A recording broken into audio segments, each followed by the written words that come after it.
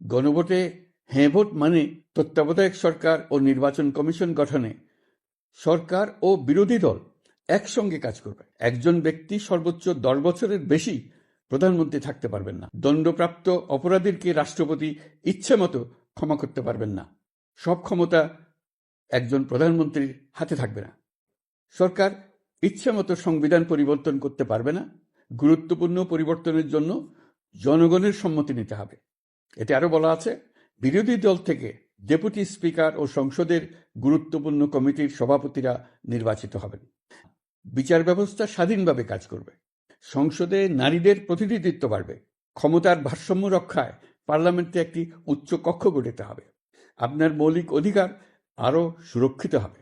রাষ্ট্রভাষা বাংলার পাশাপাশি অন্যান্য জাতিগোষ্ঠীর ভাষাও সাংবিধানিকভাবে স্বীকৃতি পাবে এবং এরকম আরও কিছু গুরুত্বপূর্ণ প্রস্তাব এর মধ্যে রয়েছে।